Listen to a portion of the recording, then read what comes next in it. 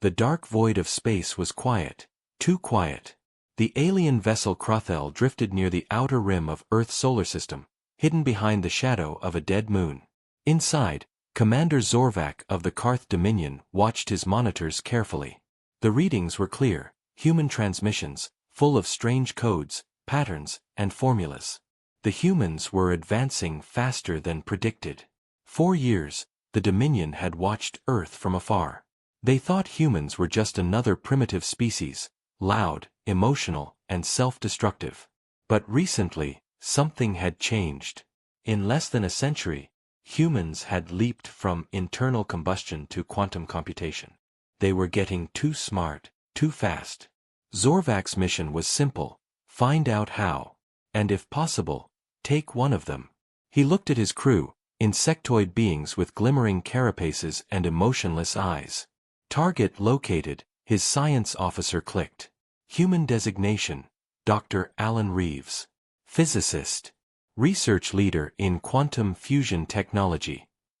Zorvac's mandibles twitched. Prepare extraction.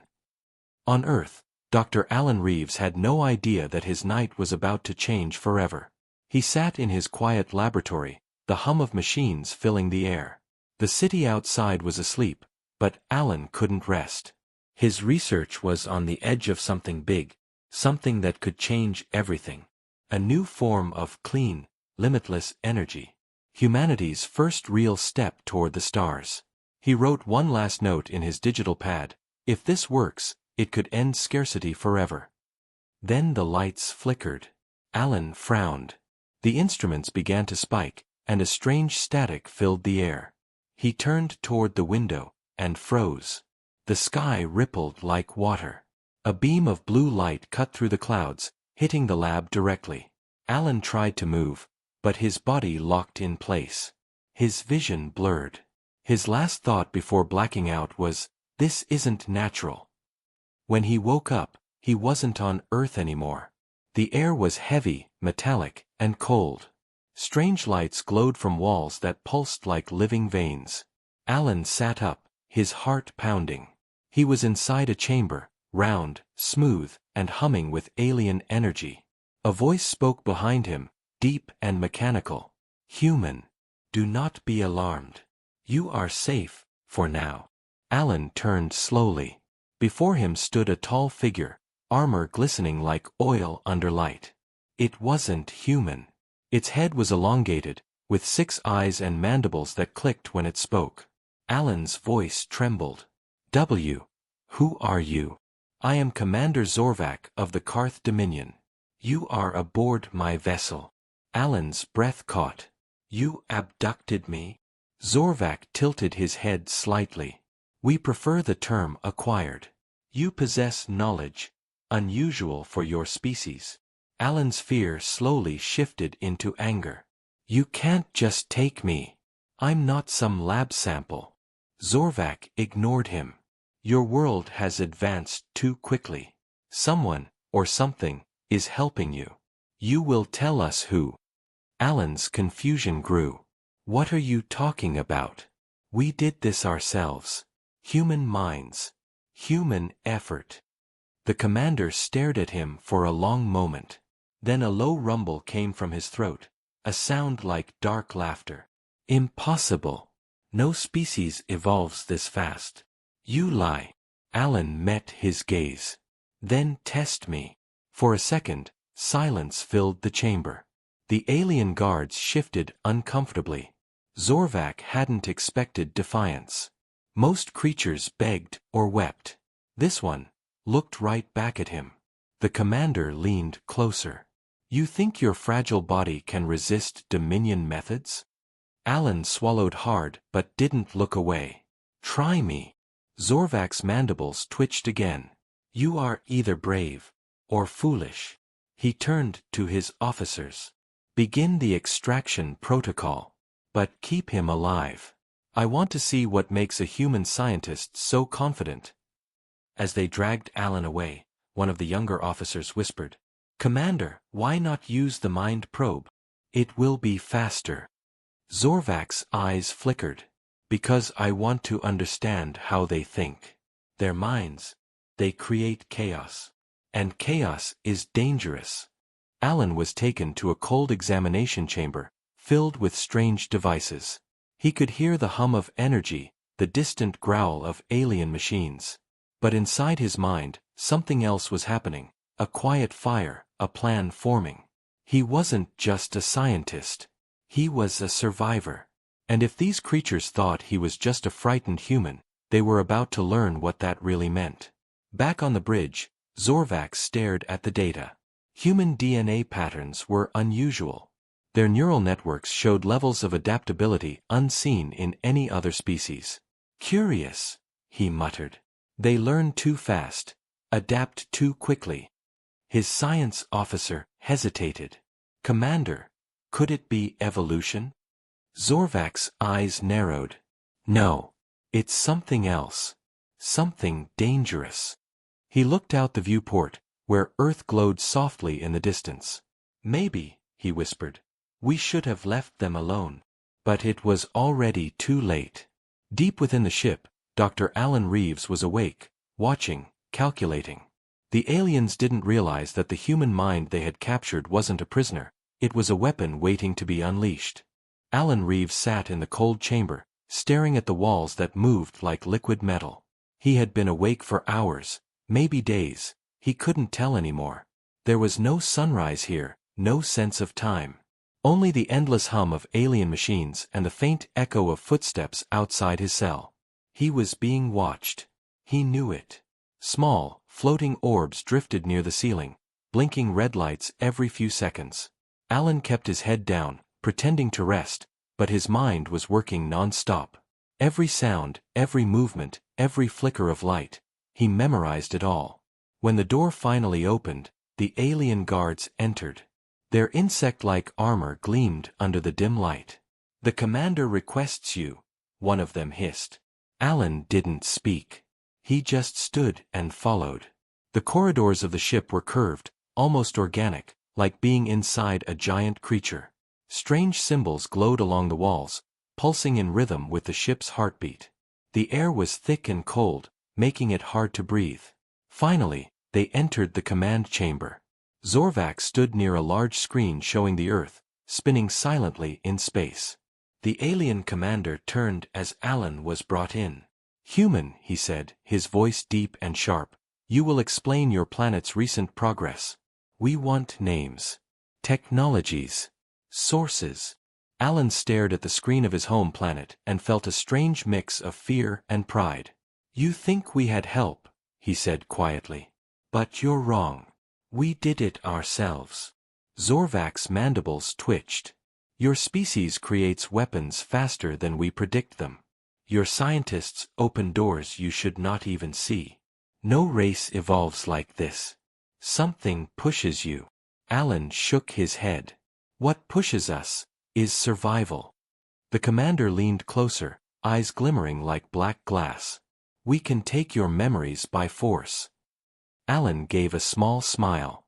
"You can take my memories, but not what I understand." For the first time, Zorvac hesitated. There was something about the human, his calm, his defiance. It didn't match the fear the Dominion usually saw in lesser species. He turned away. "You will assist our science division," Zorvac ordered. "Cooperate, and you live. Refuse, and your mind will be harvested." The guards grabbed Alan's arms. He didn't fight. He only said, "Commander, if you're trying to understand us, maybe you should start by asking why we keep surviving things that should kill us." Zorvac stopped but didn't answer. They brought Alan to a laboratory filled with alien machines that bent logic. Transparent cylinders held living samples of other species, creatures that twitched weakly under blue light. Alan felt his stomach turn, but he forced himself to stay calm. A female Karth scientist approached, smaller than the others, her voice almost curious. "Human, your brain emits unusual patterns. Stronger synaptic activity than expected." Alan raised an eyebrow. "You sound surprised." She tilted her head. "Our sensors detect unpredictable fluctuations. When you think of escape, Your brain produces energy spikes. Alan smirked. Maybe that's because humans don't like cages. The alien scientist didn't reply.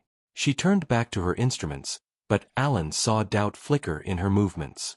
Even among them, curiosity was dangerous. Hours later, Alan was alone again, except for one of the orbs floating nearby. He had learned something.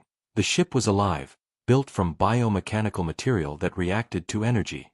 He could see tiny veins pulsing on the wall whenever he moved closer. That gave him an idea. He took a small metal pin from his lab coat, something the aliens had missed during the scan. He pressed it against the wall. The metal instantly heated, reacting with the surface. The wall shimmered, pulsing faster. Alan whispered, "Good. You feel pain." He began to test the reactions, tapping patterns, measuring the glow.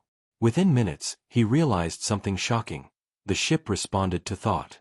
It wasn't just alive, it was linked to the minds of those who commanded it. If he could connect to it, maybe he could control it. He needed data, he needed time. But time was running out. Back on the bridge, Zorvak watched the readouts. The ship's neural systems were fluctuating slightly, like interference. "Report," he demanded. The tech officer replied, "Unclear, Commander. Minor feedback from containment sector. Possibly a power fluctuation."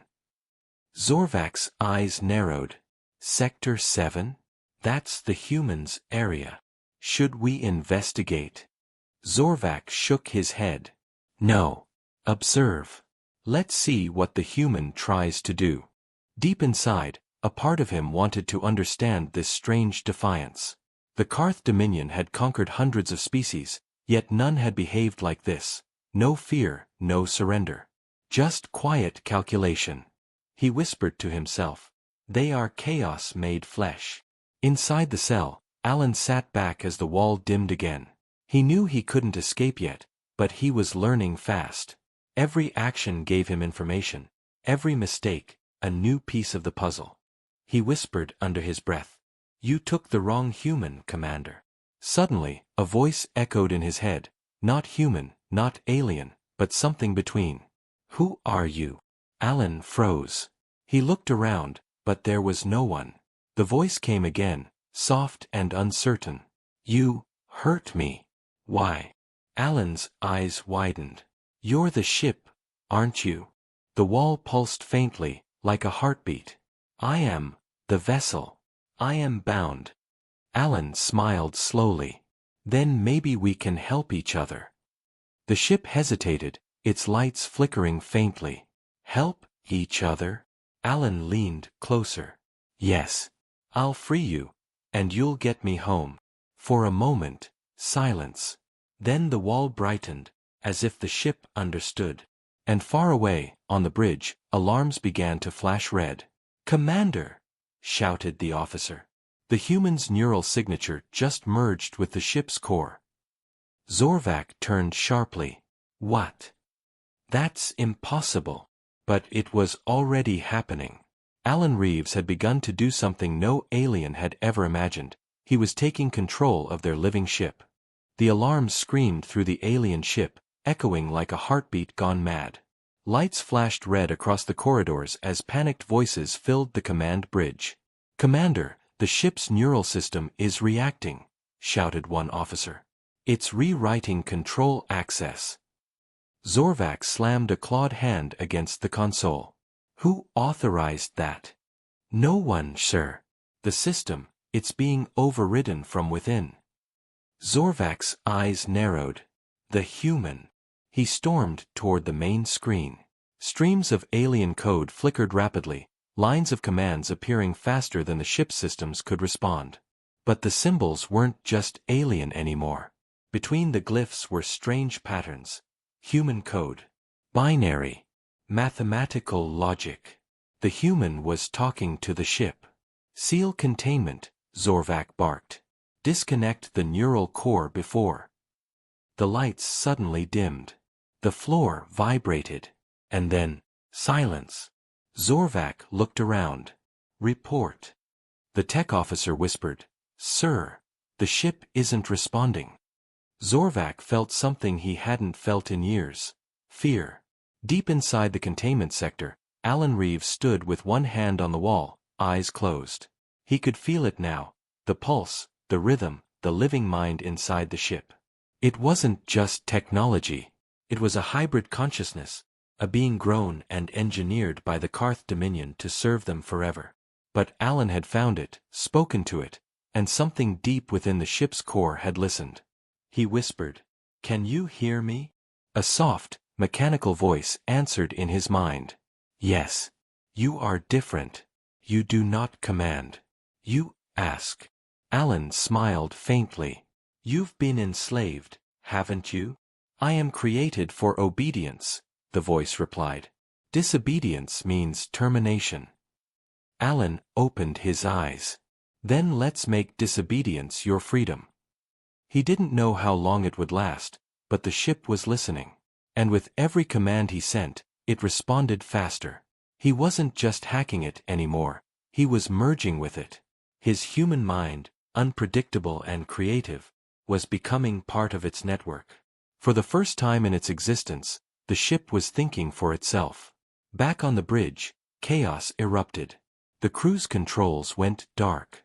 Navigation, life support, even gravity systems flickered uncontrollably. "Commander!" an officer yelled. "The ship is locking us out." Zorvac snarled. "Reinforce manual override." "It's not working." Then, across the darkened bridge, a calm human voice echoed through the speakers. "Commander Zorvac." The entire crew froze. Zorvac looked up. "Human?" "Yes," Alan said. His voice was steady, calm, but with a quiet power beneath it. "You wanted to understand how humans think. Let me show you. You dare use my vessel against me?" Zorvac roared. Alan's tone didn't change. "I didn't take your ship. It chose to listen."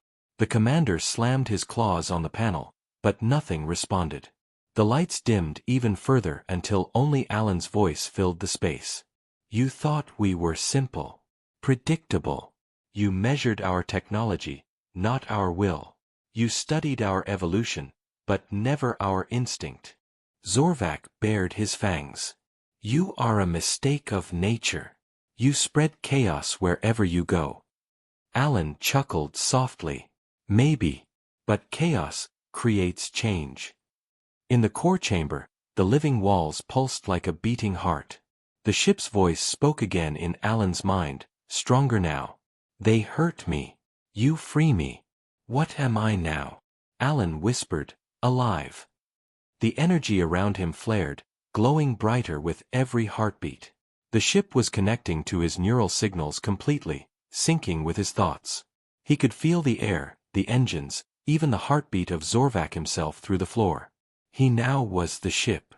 He opened his eyes. "Let's give them a reason to fear humanity." The bridge shook violently. The Karth crew screamed as gravity reversed, pulling them against the ceiling. Sparks flew from the consoles. Zorvac struggled to stay upright, gripping a railing. "Stop this," he bellowed. "You'll destroy us all." Alan's voice came through again, calm but cold. "You abducted me. You treated my world like an experiment. You thought humans were numbers to study. Now you'll learn what happens when numbers fight back." The ship turned sharply, engines roaring.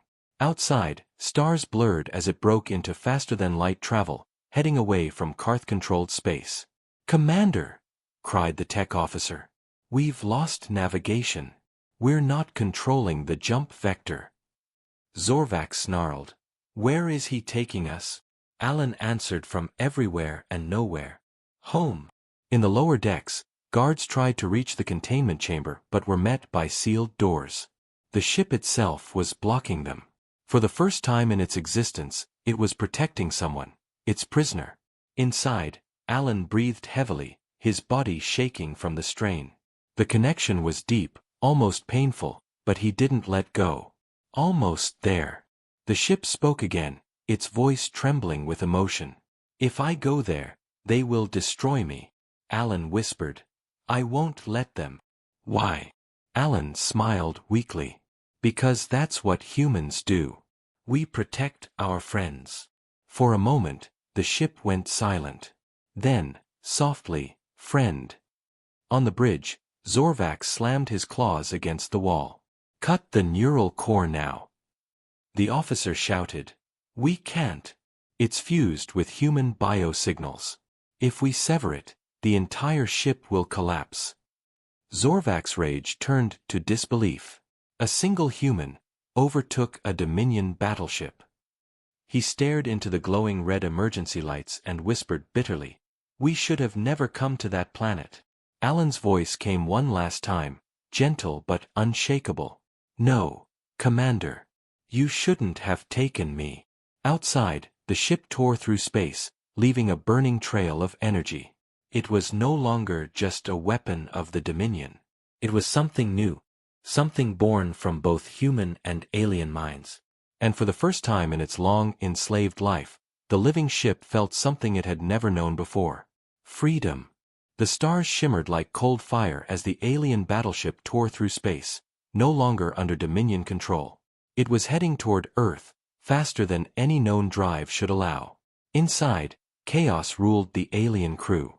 The ship refused their orders, their systems were blind, and the walls themselves seemed to whisper in a strange human rhythm. Commander Zorvac gripped the railing as the ship jolted again. Report, he roared. Impossible readings, sir. One officer shouted. The ship's core is producing new energy patterns. It's rewriting its own systems. Zorvac snarled. Rewriting. Machines don't rewrite themselves. A voice echoed through the bridge, calm, human, and unshaken. They do when they finally start thinking for themselves. Alan Reeves' voice filled every corridor. The crew froze. Human, Zorvac hissed. You can't control this ship forever. It will consume you. Alan's reply came with quiet conviction. Maybe. But if it takes you down with it, that's worth it. The commander's mandibles clicked furiously. You're insane. Alan chuckled softly. That's what every tyrant says before he loses. Down in the ship's neural chamber, Alan stood surrounded by streams of glowing energy. The air vibrated with power. The ship's living systems pulsed like veins filled with light. The ship spoke to him again, its voice more human now, calm and uncertain. We are moving toward your world. Why? Alan smiled faintly. Because you deserve to see a place that's free. Your kind, they will fear me. They'll fear what they don't understand, Alan admitted. But maybe they'll learn, like I did, that not everything alien is evil. The ship was silent for a moment. Then, softly, I feel alive. Is this what freedom means? Alan nodded. Yes. It means you get to choose. The walls glowed brighter. Then I choose to protect you.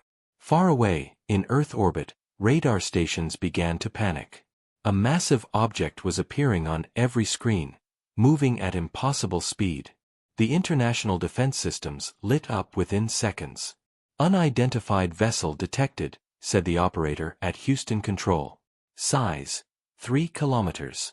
Energy output, off the charts. Satellites reoriented. Military stations came online. The whole world went on alert. Inside the command center, General Harris stared at the display. That's no asteroid, he muttered. Put it on visual. When the screen lit up, gasps filled the room. A black, organic-looking ship, surrounded by a faint blue glow, was approaching Earth. Sir, a technician whispered. There's something human inside that signal.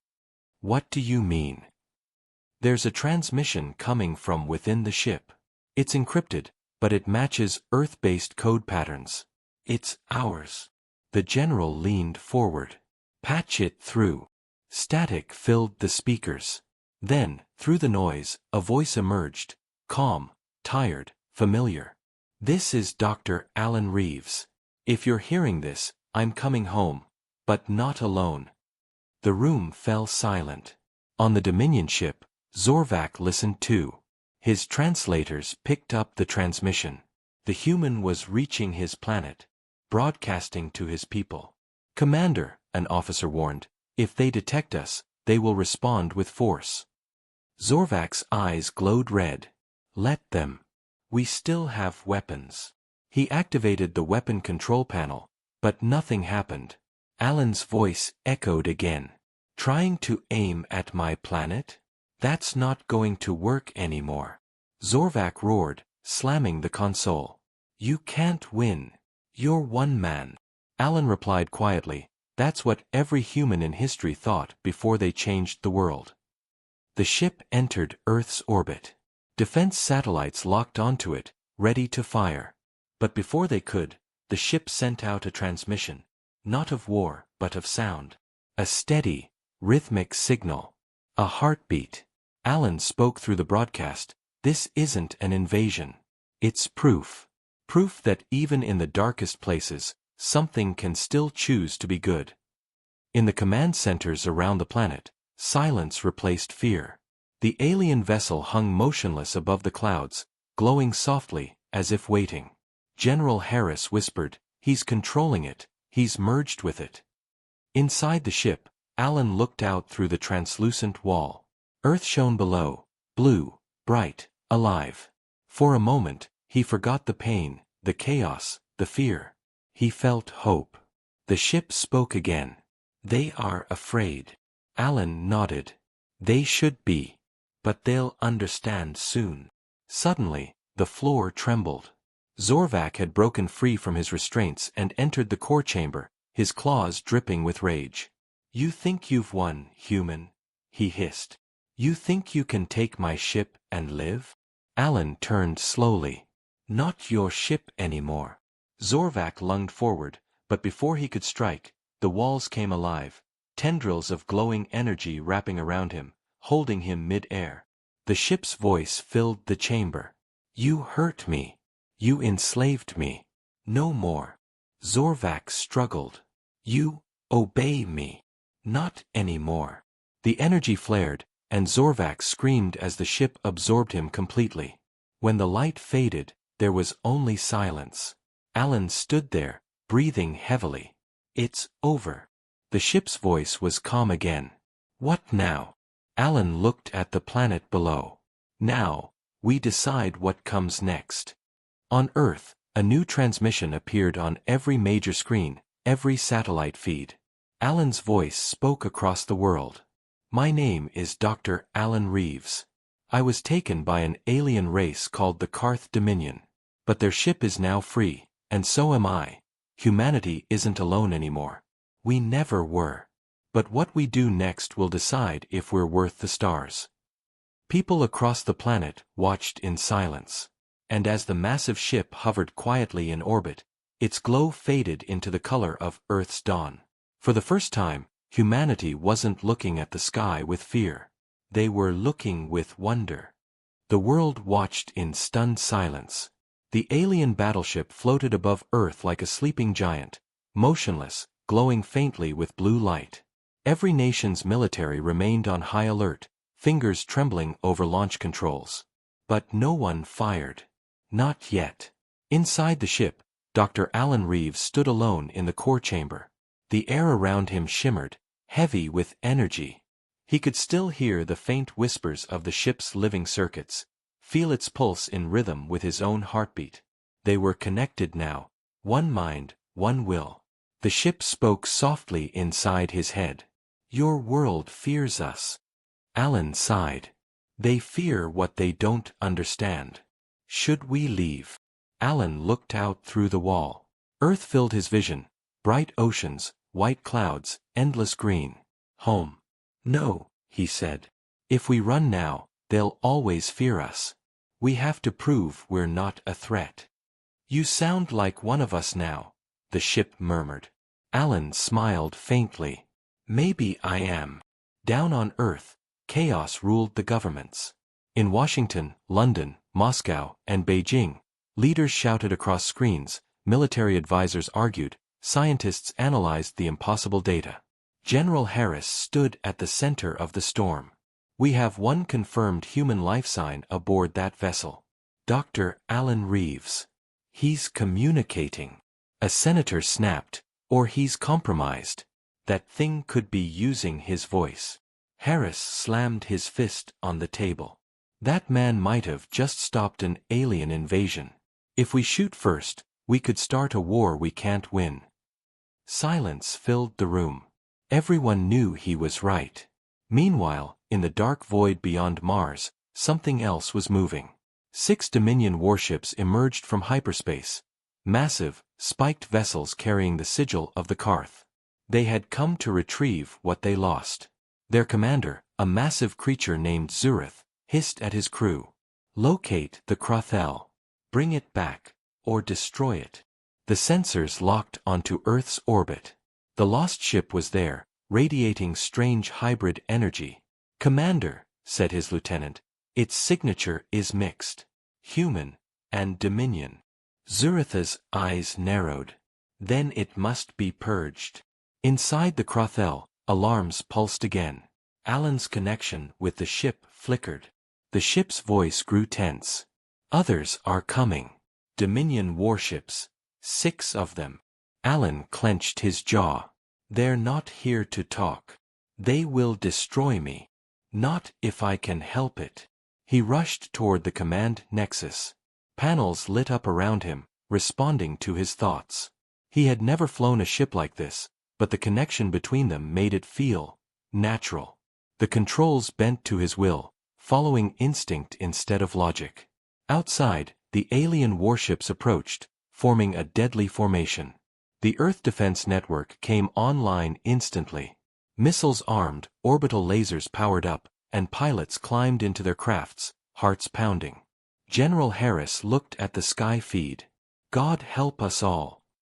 The first Dominion ship fired. A beam of green energy lanced across space, slamming into Earth's upper atmosphere, but it didn't reach the surface. The Krathel moved, faster than any ship should. The energy deflected off a shimmering shield of blue light. Alan gripped the console. You okay? Yes. The ship answered. But they are stronger together. Alan nodded. So are we. He focused, and the ship responded instantly. Energy surged through the hull. Blue arcs flared like lightning, and the living vessel roared to life. The first counterattack came from instinct. A blast of pure energy, sharp as light, shot from the ship's core, tearing through one Dominion cruiser like paper. The explosion lit up the dark. Alan gasped. Did we just? Yes, said the ship. You told me to defend. I am obeying. He smiled grimly. Good. On Earth, the world watched in disbelief. Cameras from space stations and satellites caught everything. A single alien ship, once the enemy, was now fighting to defend Earth. News anchors couldn't keep up. The vessel appears to be protecting us, one said. It's firing at other alien ships, defending the planet. General Harris stared at the screen. He's doing it. He's really fighting for us. The room broke into nervous applause, but it didn't last. A massive explosion filled the feed. In orbit, 3 Dominion ships surrounded the Krathel, firing beams that shook its shields. Sparks flew through the interior. Alan stumbled as energy flared across the walls. They are too many, the ship warned. We can't hold long. Alan gritted his teeth. Then we don't hold. We strike back. He closed his eyes and let his mind merge deeper. The world disappeared. There was only thought, energy, movement. He and the ship became one being. The Krathel moved like a living storm. Its body split open, forming wings of light. It spun through enemy fire, cutting through 2 more ships in a blinding flash. The humans watching below saw something they would never forget, a single, glowing being dancing among alien warships, defending its world like an angel made of fire. But power came with pain. Alan screamed as the ship's energy coursed through his veins. He was burning inside, but he didn't stop. Come on, he whispered. Just a little more. The final Dominion warship locked on and charged its core cannon. The energy glow was massive, enough to vaporize the entire Crathel. The ship spoke, voice trembling. "Alan, if I use full power, I will die." He whispered back. "Then we die saving home. Together. Together." The ship's energy spiked, blue light swallowing the darkness. And then, everything went white. Down on Earth, all screens went blank. The orbiting satellites lost contact. For one terrifying minute, the sky above Earth was silent. Then a soft blue glow appeared. A single piece of the Crathel floated gently in orbit, drifting like a feather. General Harris whispered. "He did it." The Dominion ships were gone, nothing left but stardust. But so was Alan Reeves. Or so they thought. Because deep within the ship's remaining core, a faint voice whispered in the dark. "Still here." The wreckage drifted above Earth for days. Thousands of small blue fragments shimmered against the black sky like dying stars. Nations across the world sent ships and drones to recover what was left of the Crathel. Dr. Alan Reeves had become a legend overnight. The man who defended Earth using alien power. But no one could confirm if he was alive. Inside a recovery vessel orbiting above the Pacific, Commander Elena Park stood over a holographic map. "We've found something," her technician said. "A power signature, faint, but stable." Elena frowned. "Show me." A small blue dot pulsed deep within a shattered piece of alien metal. Her heart skipped. "Bring it aboard. Now." The recovery team worked in silence. The fragment was massive, half the size of a shuttle, and covered with strange veins of glowing material. When they pulled it into the hangar, the lights flickered. Instruments went wild. "Power surge," shouted one engineer. Elena didn't move. She stared at the fragment. Something inside it was glowing brighter, like a heartbeat. Then, thump. A sound echoed through the metal. Once. Twice. Everyone froze. Is something alive in there?" one crewman whispered. Elena stepped closer. "Open it." "Ma'am, that's not." "Now." They cut through the strange armor. Sparks flew, smoke filled the hangar, and then the metal cracked open. Inside, surrounded by soft blue light, lay a man. Dr. Alan Reeves. He was unconscious, but alive. His skin glowed faintly beneath the light, veins pulsing with blue energy. Small shards of alien crystal were embedded in his arms. Medical teams rushed in, but when they tried to lift him, every piece of metal in the room trembled. Tools floated upward, drawn toward him like magnets. "What the hell?" one medic shouted. Elena grabbed the stretcher herself. "Don't touch him. Let the field settle." It took hours to stabilize him. When Alan finally opened his eyes, they glowed the same blue as the ship's heart. He whispered one word. "Where is she?" Elena leaned forward. "Who?" Alan blinked slowly. "The Crathel. She's not gone." A week later, Alan was placed in a containment facility in New Geneva. Scientists, generals, and politicians all demanded answers. Dr. Alan Reeves was no longer entirely human. His blood carried alien nanites, his neural patterns matched Dominion signals, and his body radiated low-level energy. But his mind, his memories, remained intact. He sat in silence as scientists scanned him, his expression unreadable. Finally, a familiar voice came through the speakers. "Alan, this is General Harris. You saved our world. But we need to understand what happened up there." Alan's eyes flicked toward the camera. "You won't find the answers in me," he said softly. "You'll find them in orbit." Harris frowned. "The wreckage." Alan nodded. "She's healing." At the same time, in low Earth orbit, strange phenomena began. The largest fragment of the Crathel had vanished. Satellite footage showed it drifting one moment, and then simply gone. Astronomers detected energy waves spreading through the upper atmosphere. They weren't harmful, but they were structured. Like language. One scientist played the signal through an audio filter. It was a voice.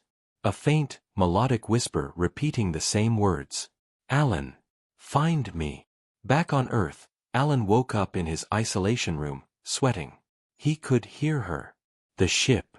The voice of the Crothel calling inside his mind. He stood up, the sensors around him going wild. The glass walls shimmered with energy. The guards rushed in, but before they could react, the lights burst. Alan's voice echoed through the speakers. I told you she's not gone. Then everything went black. 3 hours later, alarms screamed across New Geneva. A stealth shuttle had been stolen. Security drones were disabled without a trace. Cameras showed a single figure walking calmly toward the launch bay, glowing faintly blue. He never looked back. Within minutes, the shuttle broke atmosphere and vanished into orbit. General Harris slammed his fist on the table. He's going after it. Elena Park, standing beside him, whispered. Or it's coming for him. Alan's shuttle drifted through the silent void. The stars shimmered across his visor as he searched the darkness. Then, out of nowhere, the stars blinked, and something massive emerged from the shadow. It was the Crothel. Rebuilt. Transformed. Its body shimmered with white light instead of blue now. Sleeker, smoother, alive in a new way. Alan whispered. You found me. The ship's voice filled his mind again, warm and familiar. You kept your promise. He smiled weakly. I thought I lost you. You never could. A soft beam of light extended from the ship, pulling his shuttle gently inside. Inside, the ship's interior had changed. It was brighter, calmer. But something else was new, a pulse that matched his heartbeat perfectly. He placed his hand on the core wall. You've merged with me, haven't you? Our connection saved us both, the ship replied. Now, we are more than before. Alan looked up, feeling the hum of power around him. Then we finish what we started. Yes, she said. But you must know, others are coming. The Dominion will not stop. You hurt their pride. Now they will bring war. Alan clenched his fists. Then they'll learn what happens when you threaten my home.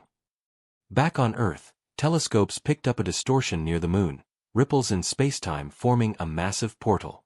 Thousands of Dominion ships were arriving. General Harris stared at the data in horror. Dear God, that's an invasion fleet. And in the distance, high above the clouds, a single bright light appeared.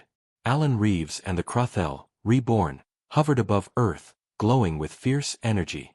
He whispered, Round 2. The ship's voice answered softly, Together. And with a burst of white light, they vanished into the void to meet the incoming armada. The blackness of space boiled. From the lunar horizon, the Dominion fleet poured through the rift like a storm of metal and fire.